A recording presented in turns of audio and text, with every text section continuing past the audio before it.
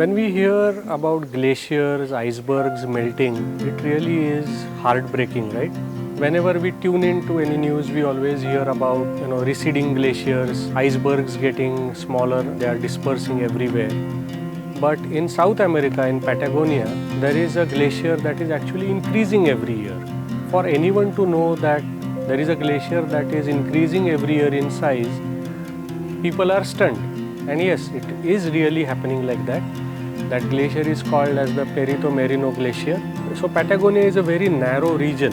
Chile on the west and Argentina on the east. This ridge is where the Patagonia region lies. It is roughly divided between southern, central and north Patagonia.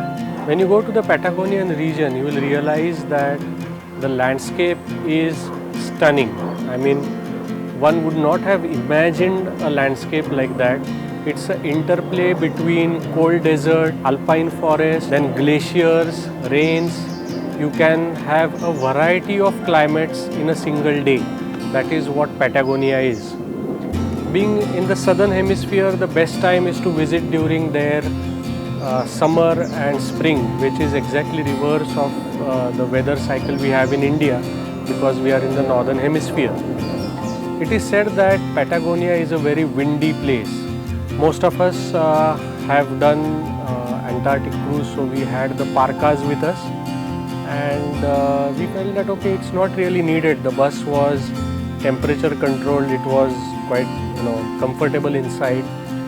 The minute we reached the park and the bus door opened, then we realized the intensity of the wind. Some of us felt that even our bus will flow away, or it was that strong wind. The glacier lakes, the interplay of colors from azure blue to dark green, all colors that you would know of, they were all over there. Depending on the rays of the sun, we could have different colors coming in after every half an hour.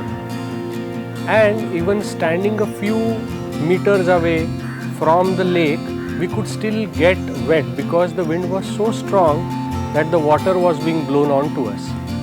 Anyway, then we reached the first viewpoint of Perito Moreno Glacier, and it was more than just wow. Seeing the glacier from that close and its huge walls, it was a stunning picture.